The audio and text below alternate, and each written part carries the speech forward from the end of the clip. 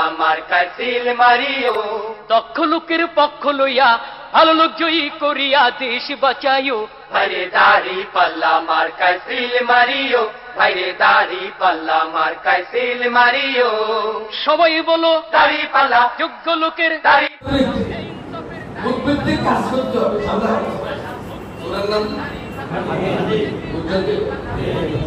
এই জন্য পোহা যে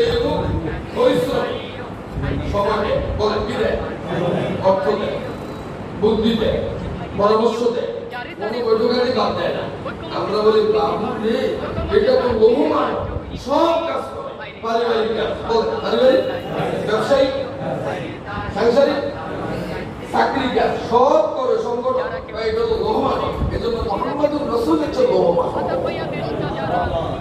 সাহাবায়ে কেরাম এক জিয়ারত থেকে আসার পরে বলছিল আবার চলেন, আমরা বললাম হবে না, সালাত নামাজে অমূল্য দাঁড়াচ্ছে ওইখান যাবার কোনো সময় নেই। আবার নতুন আত্মীয়তা করলেন ইসলামের সাথে সাক্ষাৎ দেবো, আমরা নজরুল ভাই এখানে দেখা দিয়ে মেয়েরা দিকে আইসে খুশির বিষয় ওকে সাহাবায়ে কেরাম বলছে না রাসূল ডাক দিছে আর এক মুহূর্তের জন্য বসার সুযোগ নেই। দেখা গেছে ওখানে তিনি শহীদ হয়ে গেলেন, আল্লাহ জান্নাতে তিনি জায়গা পেয়ে গেছেন। সেখানে গেলে একদম মহিলা দিয়ে বিয়ে করছে, ওখানে হুরাইন ওয়ালাহুম ফিহা আজওয়াজুম মুতাহহারা ওয়া হুম ফিহা খালিদুন। সুবহানাল্লাহ।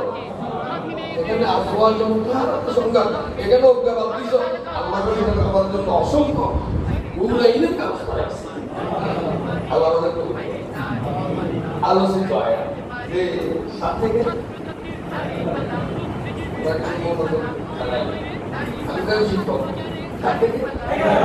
আপনার করতেছে 25 নম্বর সুরেন্দ্র সুরে আজকে হঠাৎ হয়ে যেতে ভাই ম্যাডামের করতে আমি বই আছে তুই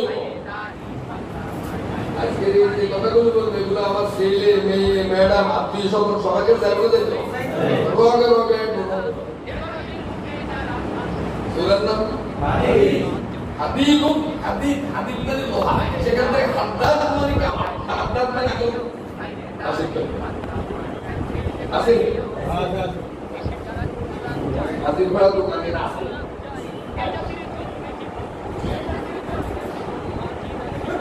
ইসলামী আন্দোলনে বলে ইসলামী আন্দোলনে ইমান বিল্লাহ জরুরি, কি জরুরি?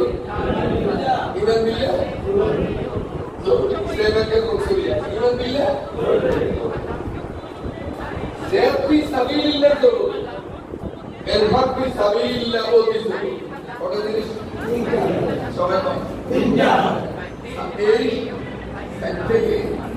সাত থেকে 11 পর্যন্ত ভাষা এমনি হয়, 7, 8, 9, 10, 11 ভাষা। এই পাঁচটা আয়াতে আল্লাহ রাসূলের প্রতি মজবুত ঈমান, বলেন মজবুত ঈমান। জিহাদ ফি সাবিলিল্লাহ অংশগ্রহণ, জিহাদ ফি সাবিলিল্লাহ অংশগ্রহণ, জানের কুরবানি, মালের কুরবানি, এই গুরুত্বপূর্ণ বিষয়ের ইঙ্গিত দিতে গিয়ে সাহাবায়ে কেরামকে আন্তরিক করেছে, প্রেরণা দিয়েছে, প্রেরণা দিয়েছে আয়াতগুলো। সুবহানাল্লাহ।